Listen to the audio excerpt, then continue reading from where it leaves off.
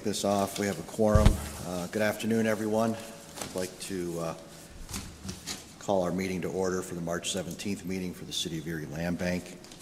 And to do so, I would seek a motion to approve the consent agenda and the meeting minutes from our February 17th meeting. I move it. I'll second it. Okay. All in favor? Aye. Okay, let's move on to our finance report. Thank you. So first you have the balance sheet in front of you. On the back of that should be the profit and loss. It was showing a total net income of $44,287.56. And then you also have a copy of the check detail. It shows the checks that were dispersed in February. And then the budget versus actual, which carries over a little bit onto the back, but again shows the net income of a little over $44,000.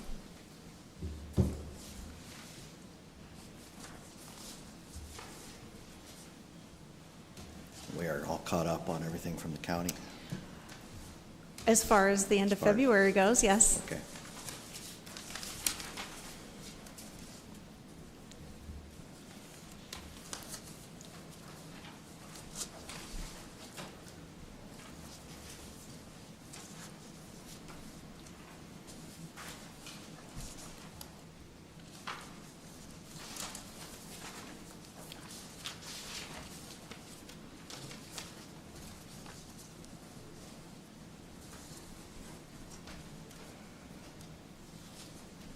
Questions on financials? So just a quick question, and I think it's more timing. The condemnation, acquisition, and the rehabilitation lines, we're running a little ahead of pace on an annual basis, but is that just because we're... On the budget versus actual? Is yeah, that? That's more of a timing issue. Is that just...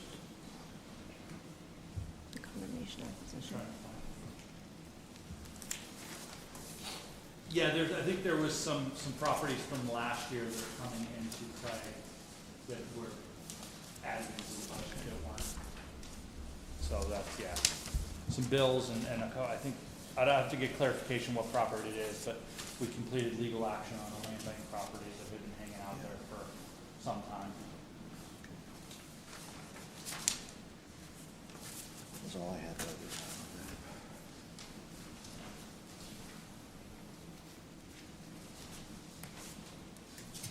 Any other questions? Good. Okay, I seek a motion to approve the finance report as presented. So moved. All in favor? Aye. Any opposed? Okay, takes us to, thank you, April. Takes us to citizens' Who's the comments. second on that? It's a Chuck? Tie between Paul and... Yeah. Okay. Okay, takes us to citizens' comments. Do we have any citizens to be heard today? Any citizens' comments? If so, please step up to the microphone.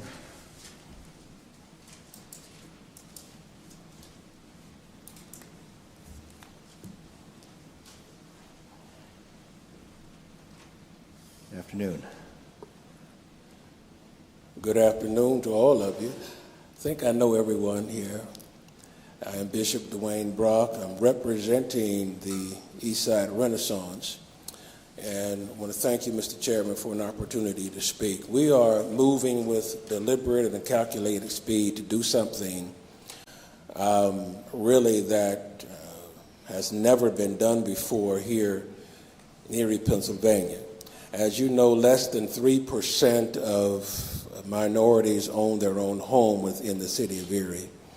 And so we have been moving with deliberate speed to try to change that dynamic.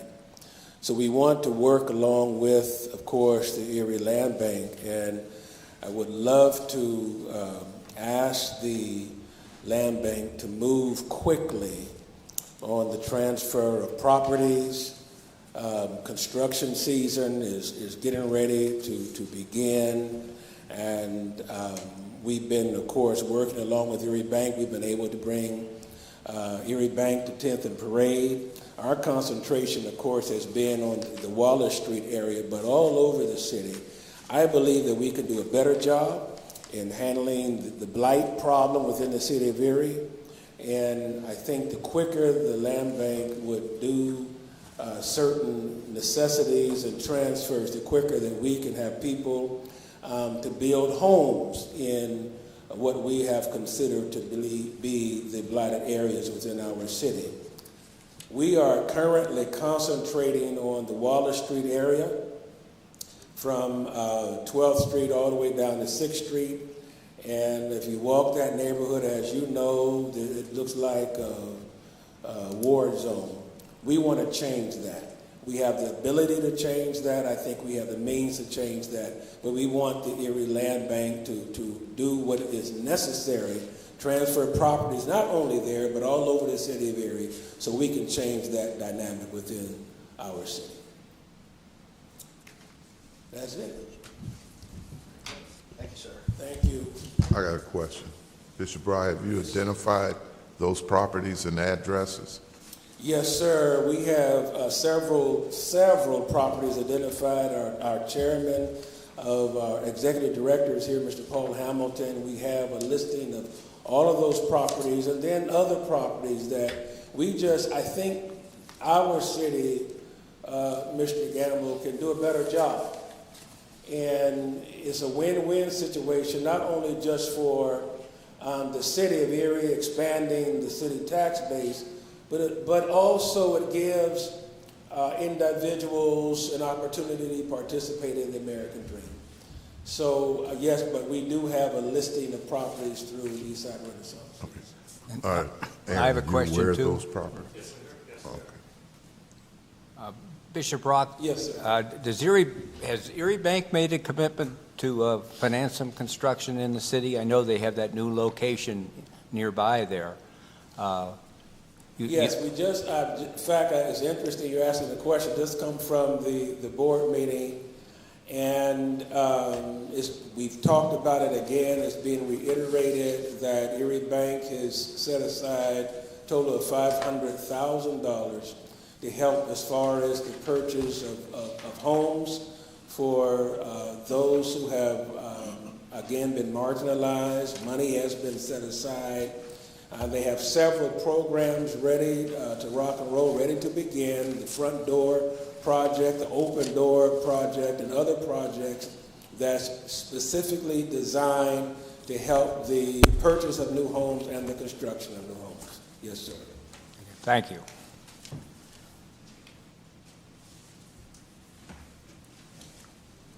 Thank you, sir. Thank you.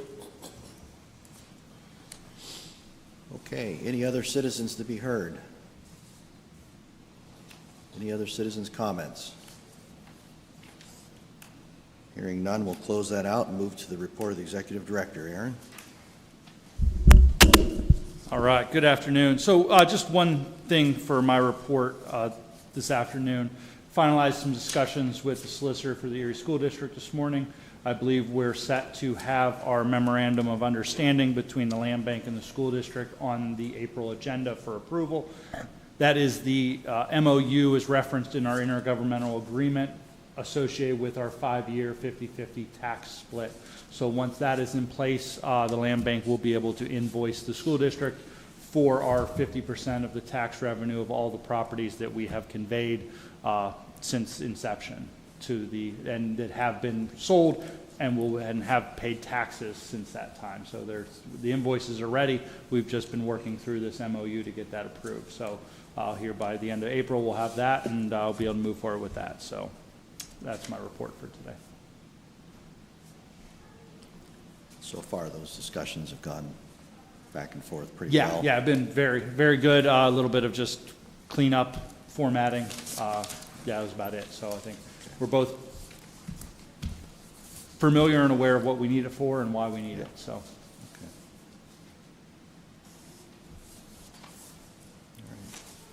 Aaron, I got follow up on what Bishop Brock brought Yeah. to our attention.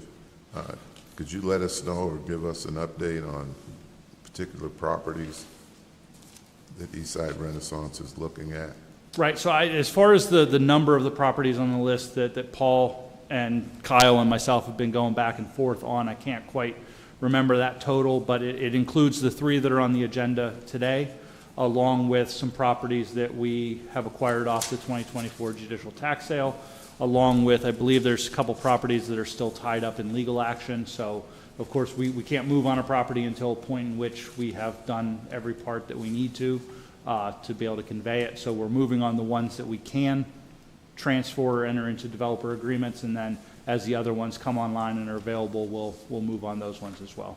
Okay, and you'll identify those properties to us? Yeah, I could pass that list on to Yeah, you. thank you. That's not a problem. I have a question. As to the 85 properties that have been sold so far, has there been any new construction on any of them? There has not. Were some of them sold with derelict structures that have since been renovated?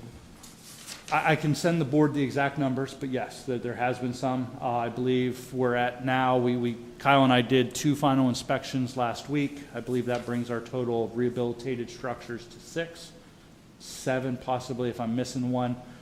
There's another, I believe, 5 or 6 with developer agreements hanging out there.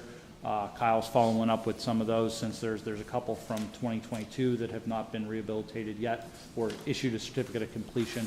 The rest of those transfers have been vacant lots, side lots. And most of them have been for that use of being a side lot, somebody Yes.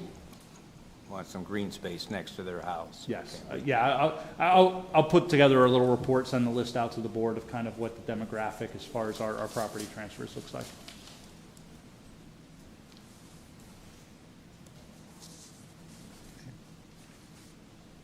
Okay, any other questions for Aaron? Are you going to cover the solicitor's report too? Yeah, Attorney Semper absolutely. can't be with us today, so. Yeah, Gene's out of town, sends his apologies for not being able to be here.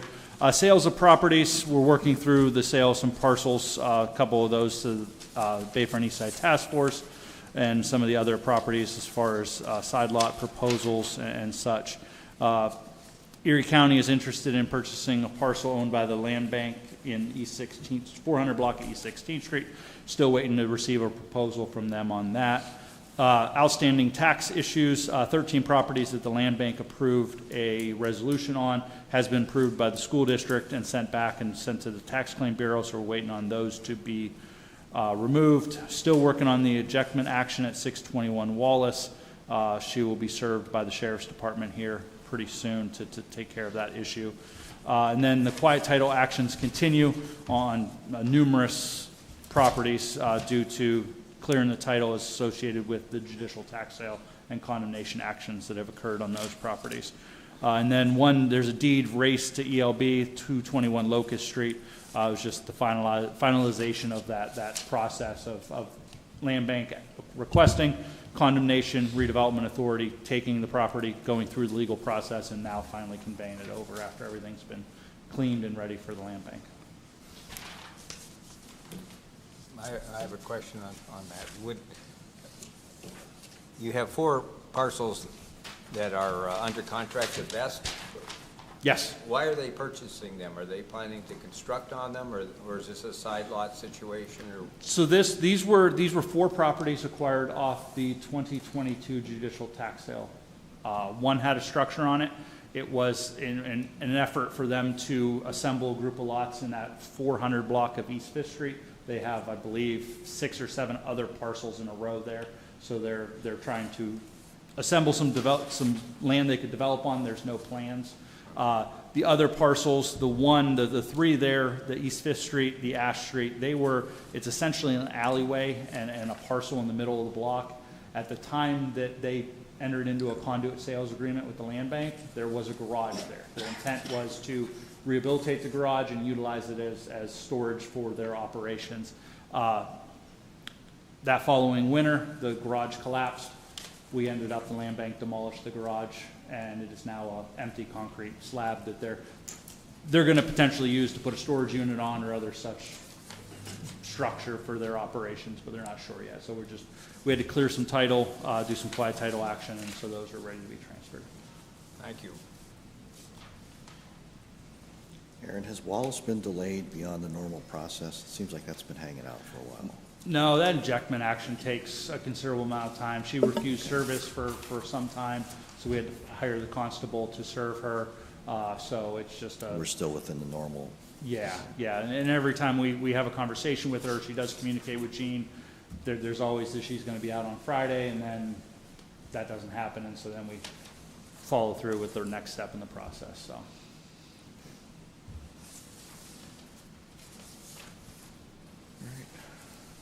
Questions on the solicitor's report?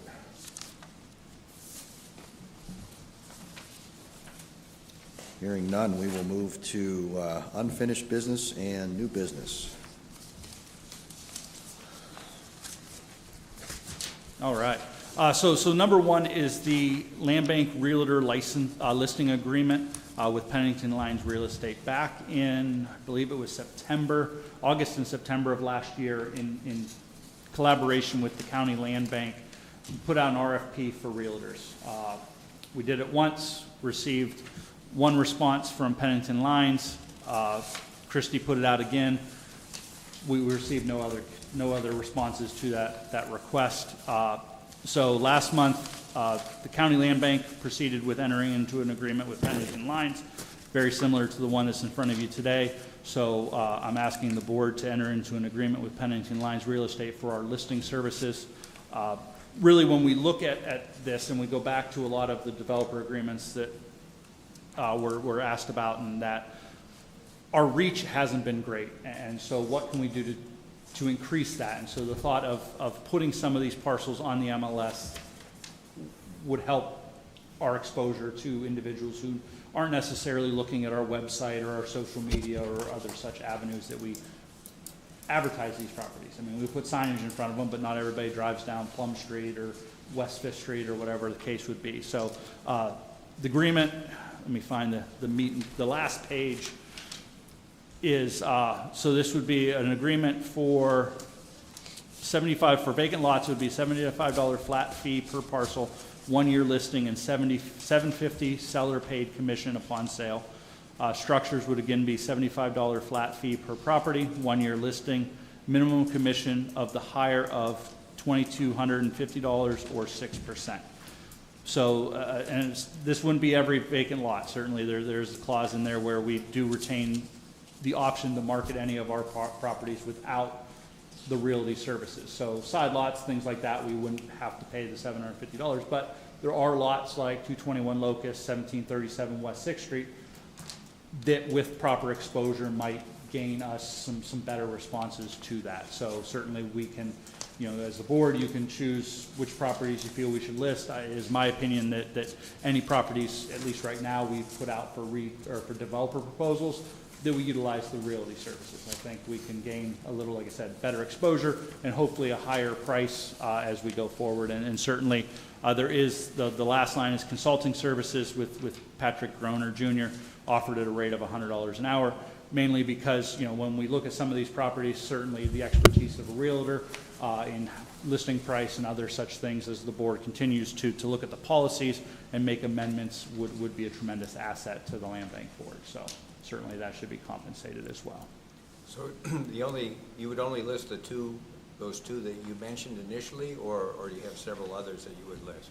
Those are the two that I can think of off the top of my head. There might be some other parcels or groups of parcels that we could list as available, but certainly we wouldn't want to list a 35-foot lot in between two properties that's only used as a side lot. There's really no marketability there, and it wouldn't be worth our time to list a property like that we're going to sell for $500.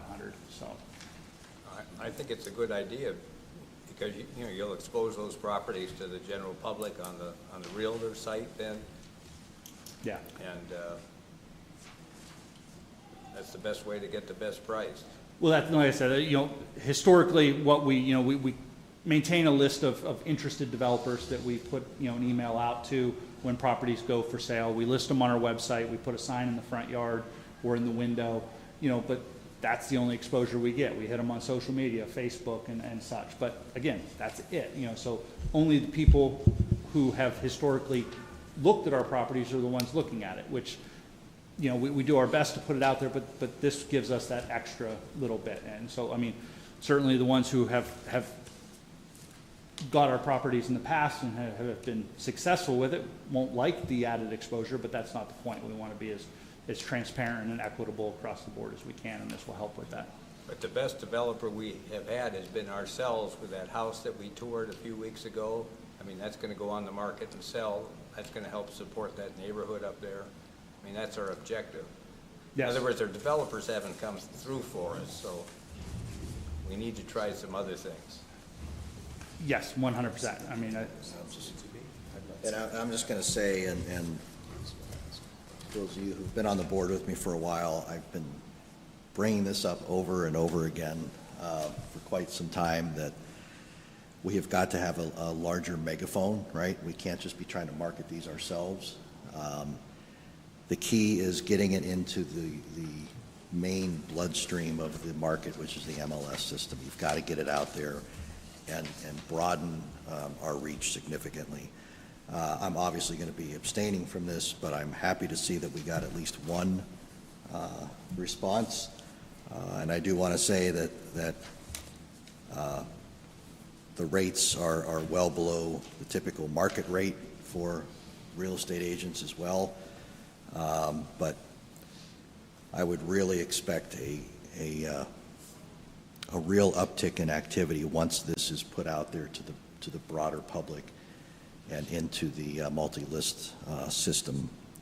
And certainly, like you said, not every side lot's going to be put in there, but we hold some valuable property also, and the word has got to get out there, and I do believe we'll be presented with some opportunities we haven't been able to generate ourselves yet. So I'm excited for this, and it's really part of that evolution that I've talked about. You know, our land bank is still fairly young. We've made a lot of progress, but we do have to evolve from just tackling blighted property to focusing on rehab, focusing on new construction, and this is part of that step. So I'm happy to see that we have a proposal, and I will be abstaining from this. Thank you. I'd move we approve this listing I contract. got a question, Mr. Nichols. It's on the consulting services fee of $100. Is that, I mean, explain that. I mean, I thought we're hiring a realtor. He does, and so where's the consulting fee? What's that for? so my thought would be is so I'm not a real estate expert, and I know, you know, sometimes it's a struggle for the board to understand, you know, certain parts of real estate. And speaking with, you know, Mr. Groner as far as the last week with the real estate, it came to the point is sometimes it would be a necessity for support of different policies and things to have somebody with that institutional knowledge, you know, as the third party person to speak to the board and talk about how this would work. And so certainly back, you know, the staff of the authority has changed and switched. We no longer have a licensed realtor on staff. You know, I found that just wasn't a necessity to have somebody with a real estate license on staff at the redevelopment authority. So when we start looking at some properties, having the ability to look at different things and make a determination about how things should work, you know, especially when we're looking at the next item on the agenda, the 4.11, the pledge and refund policy and things like that. So if there's questions that pertain to how that would work or how that would be looked at by a potential buyer, I can't answer that question. That's something that the real estate professional would have a better understanding of as opposed to myself. And certainly there comes a point where some people can do that pro bono, but there comes also a time when their time is worth money, and we should certainly compensate them for that. But $100 an hour, that's norm? Is that the scale locally? I don't know. I would say for a consultant hourly rate, that's very reasonable. I guess I'll jump back in on this. I see this as potentially a cost savings because there are some questions that we don't necessarily have to go to our solicitor with all the time now, which is at a higher rate. If it has to do with Pennsylvania real estate law as a licensed broker in the state, I think this is going to take some of the need to filter everything through our solicitor I would away. agree. And it's at a lower rate than what we would be. Yes. So I just want to put that out there, that not every question has to now go to our solicitor. Sure. And we can maybe periodically review invoices just to, this is a new concept for us. So maybe every quarter we take a peek at invoicing and see what the utilization of the consulting services have been. It's just to raise our own comfort level because we don't know. We'll still monitor it, Okay.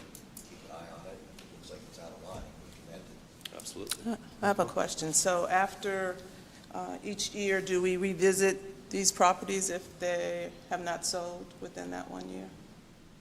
I would say So they yes. determine- I mean, I would say if we haven't got offers in 6 months, we may want to look at what potential we have to revise what we're putting out there. I mean, so. And we would want to get from the listing agent a report on how many inquiries he'd had, things like that, which a realtor normally wouldn't. They're trying to sell it and then move on. We want to get some feedback from Patrick. So, if we bring him in here at a meeting in 6 months, what has happened, I think we certainly should compensate him for that, because that's out of the ordinary for a listing contract. We want to get some information on what he's hearing from the public as to whether or not, we're getting sufficient interest in the properties. Is it a price issue? What's the problem? And, I think that would be very valuable feedback.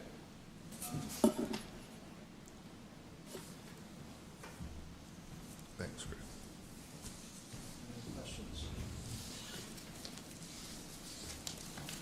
Well, like I said, I'm going to abstain, but I would, I'll move it again. We're ready to go. And I'll second the motion. all in favor? Aye. And I abstain. Motion carries. Thank you.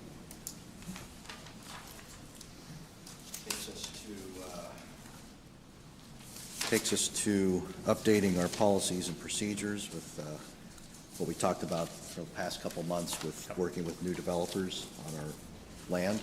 Aaron, you want to give a quick summary? Yeah. All right, just trying to figure out how this was laid out for the, okay. So quick summary is, so the thought is what we try to do to increase the marketability of our lots and our parcels. And so, something that, we've talked about and Chris has mentioned many times. And so how do we look at, a way to incentivize the development of these parcels? And so, we've worked on some things. We made some amendments to the policies as far as developer agreements go. But now looking at this and what maybe we can do on the land bank side as a small piece to help incentivize a developer who would be going after a property and seeking a loan on the property. And so I spent some time researching a bunch of different land banks from across the country, different policies and such, and kind of put a whole bunch of stuff into one revised section of our policies and procedures at 4.11, equity, pledge, and refund policy. And so I laid out really three big things, A, B, and C,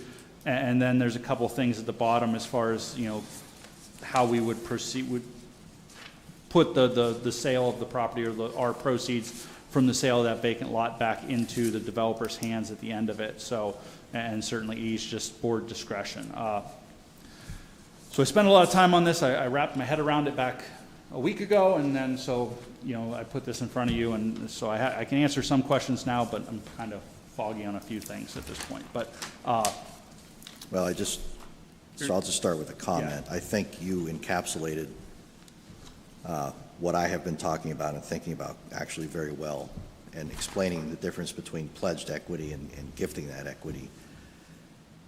We're certainly, there's not going to be any kind of transfer until we know the project is completed as they stated it was going to be completed. But I think it's important that early on, we have a willingness to pledge that. And that's in a conditional commitment letter, that if you do follow through on this, and there's a certificate of occupancy issued, then there will be a refund of these expenses that you've occurred throughout the process. So, there's a way to do this without giving the store away, so to speak. But, it goes back to those 3 points that I brought up a couple months ago.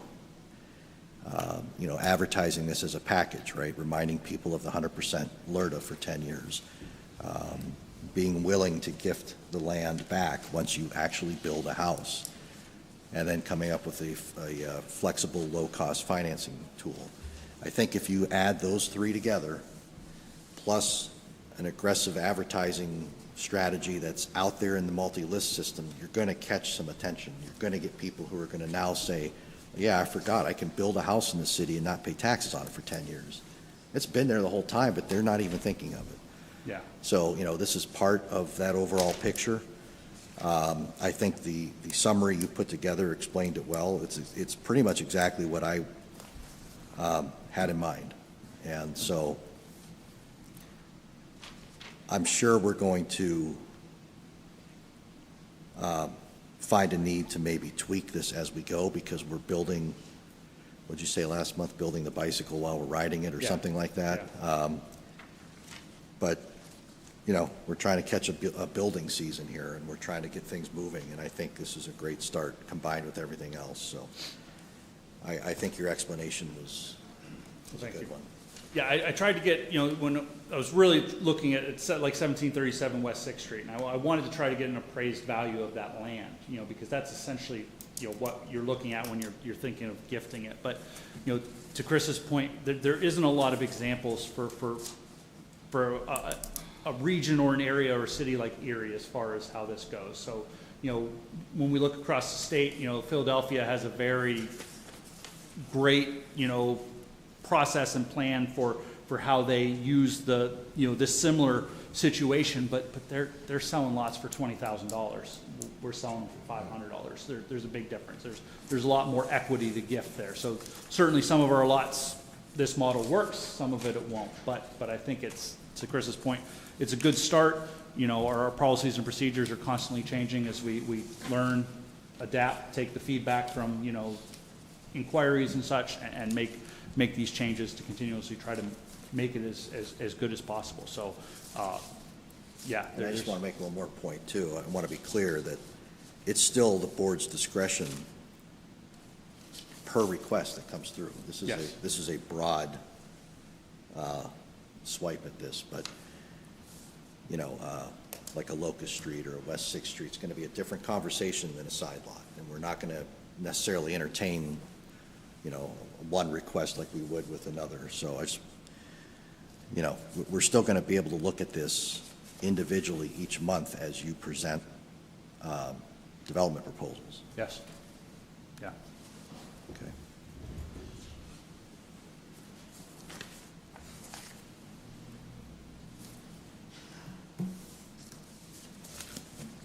I assume Gene looked through the, What's that? Gene was comfortable Yeah, with yeah, I everything? sent it down to Gene. He said, he didn't have any questions or comments on it, so he said forward it off to the board.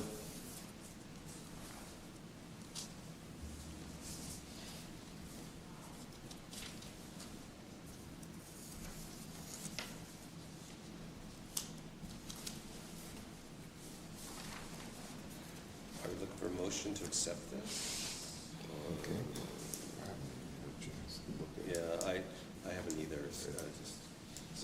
What's the timing on this? Is this some degree of immediacy, or? We don't have any properties in front of us today that would, are potentially asking for this. It's not even available yet. So certainly it's something the board can review over the next month, and we can have it on the agenda for an actionable item, at that time.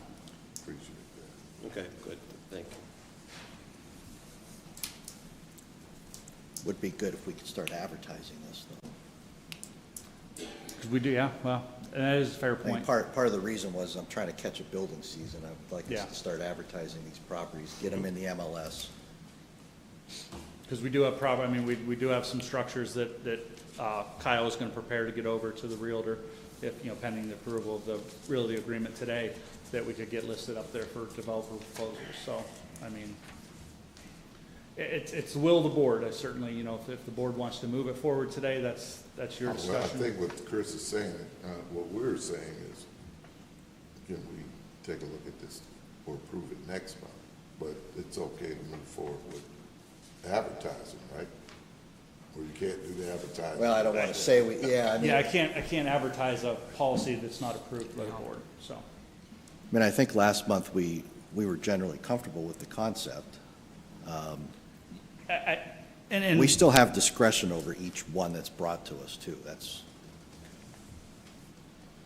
yeah, I think that's the ultimate point, is letter E gives the board discretion, and it has to be brought forth with the proposal for the board to approve.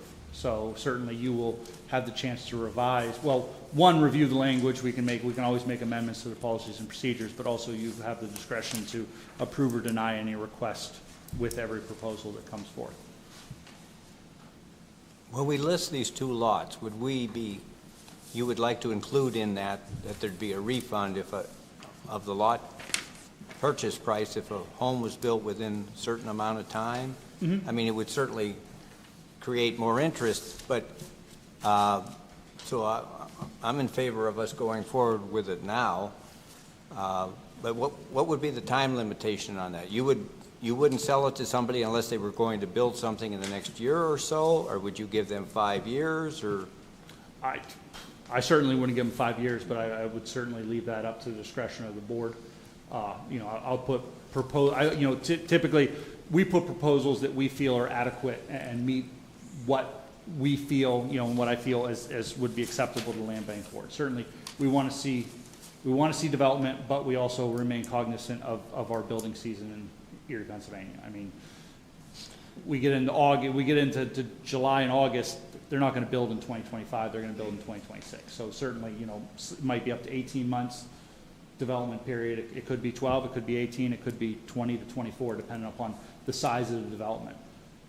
Somebody could, you know, speaking of the one parcel we have, it could be split. There could be subdivision. There could be development of two parcels on, you know, so they're dependent upon what the proposal is, could ultimately determines the length of the agreed upon timeline. I think as you bring each one to us, so let's say you bring one to us in September or October, that's one where we may want to give them 18 months, right? Because we're heading in the winter. You bring one to us February or March, we may say that's 12 months. But the key is we're still going to have every single one presented to us individually, which we can then tweak. Like this doesn't cement us into any specific time frame, any specific overall offer. It's just saying that we have this concept we're going to offer as an incentive, but you still have to come to this board with your proposal, and it has to make sense to us, and we may still say no. And we're not really giving away that much. I mean, we've got such a huge task here. I went into this a little bit last month. There is the one in my neighborhood. I live in Northwest Erie, 4th and Mohawk, and the West 6th Street lot. To put a 2,000 square foot house up there that would fit in that neighborhood would cost $500,000. In my neighborhood, houses are selling for maybe $125 a square foot. So there's a $250,000 deficit right at the beginning. 10 years of taxes might be 20 grand. Giving the lot back maybe 20 grand. But we've gotten nowhere close to covering the problem we're dealing with.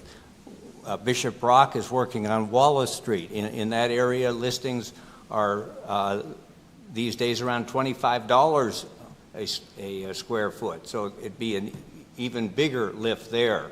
So we do need some junior financing at low rates from the city or something to encourage construction. It's just a big lift. I mean, one house in an attractive area as to values in the city, and we've got a $250,000 hurdle to get over, and maybe we put 40 towards it. You know, we still have 210,000 to get moving. Yeah, this is just one piece. Right. Much like LERTA, it's not going to be enough on its own. Yes. But we've got to come up with, I think Chuck mentioned it last, like continuing to do nothing is not an option. Right. We have an inventory that continues to swell. So we got to try something. We have to try it. We've been talking about this for months. Yeah. And our inventory is going to continue to grow. This is an economic decision people are making. We have to try to find that balance and tip the scale back. This may still not be enough, but we got to try. I don't think it will. Because it's not costing us anything. Right. And I would move it that, you know, we accept this proposal of the lot refund if there's construction. I'm just trying to point out, we've got a long way to go to make this economically feasible for investors or homeowners to build. So have a motion? Is that a motion? Yes, that's a motion. I'll second it. Good? Yeah, I had a chance. Okay. We're caught Okay. up. All in favor for the developer, for the policy change? Aye. Any opposed? Okay, motion carries. Thank you, Aaron, for putting that summary together. That was a big help. Yeah. Okay, we move on to developer proposal, Eastside Renaissance. All right. So as Bishop Brock discussed, Eastside Renaissance is interested in some structures. They have an aggressive rehabilitation plan, and certainly, between the Land Bank and the Redevelopment Authority, we have properties that are eligible. So the three properties in front of you today, 405, 407 East 7th Street, 612 East 9th Street, and 606 East 11th Street, keeping in mind 606 East 11th Street is actually two structures on one parcel. So it's four residential structures. Essentially, they want to save from demolition. We were under demolition contract because historically, developers aren't interested in these type properties. They are severely distressed, and so we had them assessed, labeled, and bid out for demolition. And so they want to step in and acquire them. So they put together the proposals with the associated purchase price for each property, along with a scope of work for each property. Pretty generic in general as far as the rehabilitation goes, and Paul is here to talk about it if the board has questions. But again, like I said, these three properties initially are what's in front of the board. They haven't been put out, and just to be transparent, we haven't put them out for developer proposals. We went straight to demolition contracts. We signed demolition contracts. They stepped in and would like to pull them off. I don't feel we need to put them out as we do some of the properties for the public to review. One, they are a neighborhood organization. It is our prior practice to give neighborhood organizations, really the pick of what we acquire. And also, they've stepped forward and saved it from the properties. I wish we could, give them a little incentive of taking the demolition costs and put it forward, but we can't. Those come from Act 152 funds. That's not our money, that's the county's money. So it's going to save us and allow us to use that money for 3 other demolitions and hopefully save these 4 structures and turn them into some kind of home ownership opportunity. So I have a question. Is funding lined up for these renovations? Paul? Bishop Brock?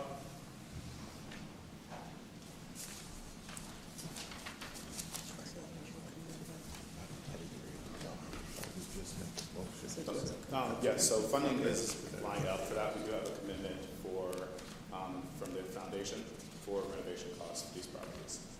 From which foundation? Erie Community Foundation. And how much are they going to fund? The initial 12 homes that we have for the first phase of the project is $900,000. Wow, you've done some great work. Yes, sir. Yeah, we have that broken down to around $75,000 per parcel.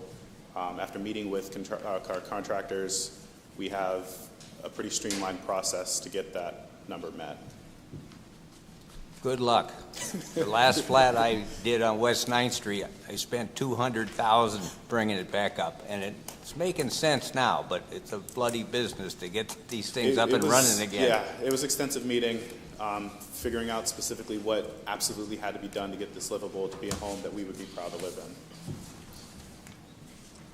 I have a question. So each of the properties says 12 months is a timeline? That So is are the you goal. working on is it 3 properties at the same time, or is it 1 at a time? That would be the plan, yeah, to work on all 3 at the same time. Okay. Yeah, we have a couple different contractors available to do these jobs. Thank you. Well, I just want to say congratulations on securing the funding, and we certainly want to work with you, and I agree with our director. preference, we give preferences to the neighborhood organizations. You guys are doing great work over there, and I'm 100% behind this, so We appreciate that. thank you. Make a proposal, we accept the proposal from ESR on these three properties. I second it. Okay. All in favor? Aye. Aye. Any opposed? Motion carries. Thank you, Thank you sir. very much. Thank you. Okay, Aaron, last point. So number 4, I just carried it over from last month. So as we look to put these properties out, now we'll be listing them on the MLS. What, if the board had any further thoughts on what we want to have proposals or developers submit specifically on the vacant parcels? Are we looking for site plan? Are we looking for a floor plan, or just a description of what they plan to build? I just kind of want to, as we make sure we're as defined as possible, so that we're getting proposals that, once we put them in front of the board, it just really saves everyone's time, so. So in very general terms, I think a person who's coming forward with a plan should be put in contact with the code enforcement office. So there should be an indication they've at least had a conversation with what they need to get prepared for. Some initial discussion about finance as well, some sort of pre-approval letter preferably. These are pretty standard things in the real estate industry. You go to buy any property, you pretty much have to have a pre-approval. In this case, with these lots, I don't know if it has to be at the same level, but some kind of indication that they either are already approved or have that banking relationship in place. But I think, again, these are fairly standard, so that shouldn't be, we're not asking them to bring much else to the table that they would have to bring anyways. I do think, and I've said this before, this should be advertised as a package, right? This lot is 100% LERTA for 10 years. This lot, in some cases, potentially all costs will be refunded to you. We can come up with that specific language, but it should be advertised like that, so that when the other agents see it, and perhaps even when there's a yard sign, we can have a banner or something, 10-year LERTA, something. We got to get the attention of people. And I think it'll be an ongoing conversation. We're going to see these roll out, and we can converse back and forth. Hey, why don't you add this to the ad? Let's tweak that. Any other comments? All right, that was it, yeah, that was it. I just wanted to make sure if there's any other conversations, so. It's going to be an ongoing discussion, right? Because it's new, so. Yeah. Okay. All right, any other business? That's all I have. Okay. Any other comments from the panel? I would just say that, if we're going to list those 2 properties on the multi-list, we don't want to put a forbidding amount of requirements in there as to what's required, because that's going to make it tough on the realtor and chill any interest in them. And so somewhat of an informal proposal, I think we should be considering, like they just tell us what they're going to want us to do. But it should be in the ad that, if you construct a home on this lot, that the price of the lot would be refunded. And Yeah. put a time in there, I guess, but, keep that language simple. Don't say you have to complete 10 different forms and have your Right. financing all lined up. We want to get some interest, we want to get some feedback, and if we make the barrier too high as to the initial documentation, we're not going to get that. Yeah, and just for point of reference, the one on West 6th Street, we had, and certainly we had a lot of interest in that lot, and we had a lot of people who wanted to put proposals in, but they were individuals who wanted to land hold. They had no intention of developing on that parcel, and it was only through the few little hurdles we were making the individuals jump through that we weeded out the people who were going to buy it for $10,000, sit on it for a few years, and then maybe sell it for $20,000 and make themselves $10,000 off of what we've already invested $25,000 into. So, you know, certainly we will leave a few hurdles in there, but we'll do our best to make it as clean as possible. Yeah, I don't even look at it as hurdles. I look at it as verifications, right? Because if you're going to build a home, there's certain things you have to do, regardless of where you build. So we just want to see that you're going through that process. If their intent is to truly build a home, they're going to do what they said they're going to do. Yeah. And I think those early conversations with, you know, with the real estate team, I mean, they can filter out, you know, they get a call on a lot, make sure you understand the intent is that there's going to be a home built here. We're not even going to bother taking this to the board. Yeah. You know, filter that out on the front end, so. But I'm excited, though. I think this will naturally evolve as we go, but, you know, I think we're going in the right direction, so. Okay, is that it? That's it. Okay, well, thank you, everybody. Hope you all have a good month, and we are adjourned. Thanks.